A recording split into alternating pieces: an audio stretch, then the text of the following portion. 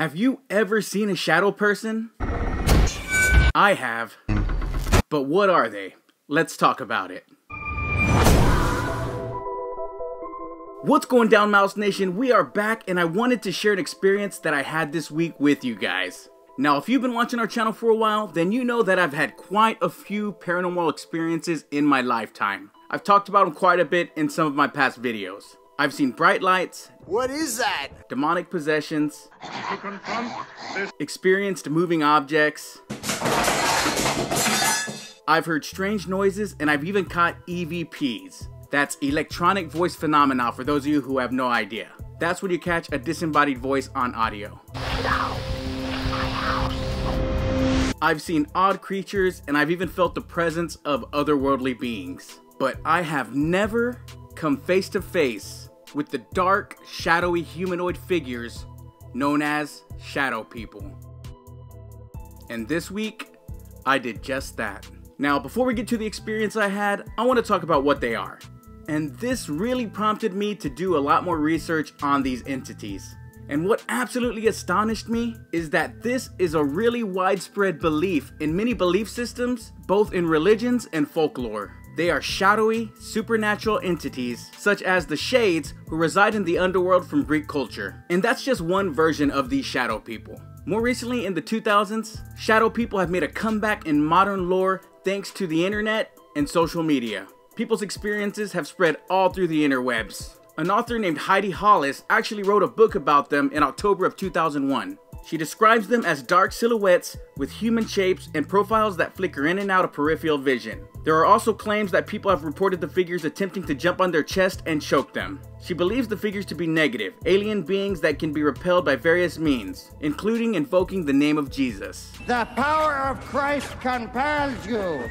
Whoa! And though many of us who have experienced these entities believe them to be evil, not all paranormal authors and researchers agree. These shadow people have been tied to sleep paralysis, sleep deprivation, and even overactive imaginations. But those reasons can explain all of the thousands of people who have experienced these entities. Now back to my personal experience with the shadow people. About a year ago, my father and little sister were driving up to our house in the afternoon.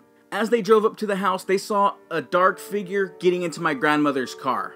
At the time, they figured it was one of my cousins, but as they drove up to the vehicle, and keep in mind, the vehicle stayed within their line of sight the entire time, they saw that nobody was actually in the car. This was in broad daylight. This wasn't nighttime. There weren't shadows going around anywhere. This was while the sun was out in the afternoon.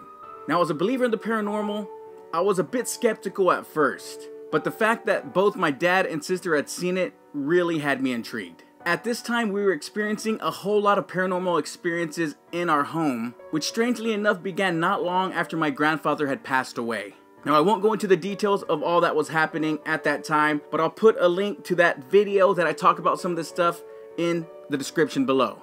But this past week, I finally saw a shadow person with my very own eyes. Not only did I see it, but I heard it as well.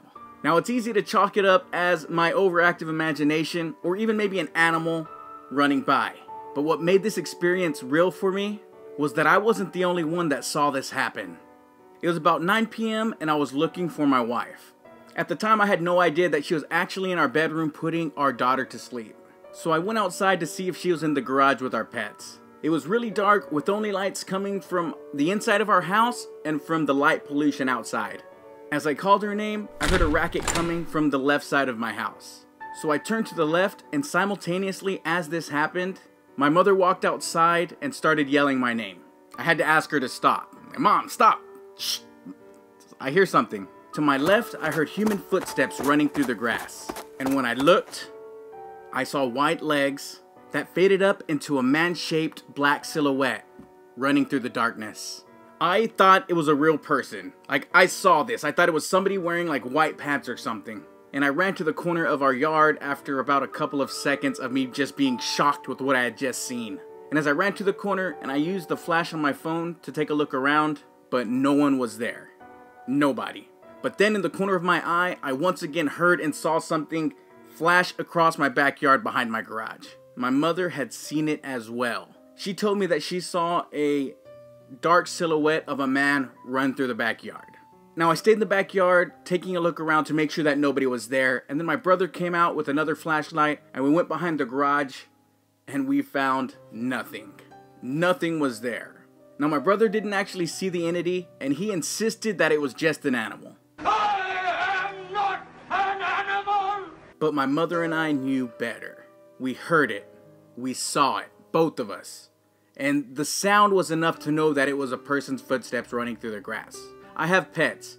I've heard cats. I've heard raccoons. I'm in Texas. I've heard possum. I've heard them all run. And none of them sounded like a human. This did.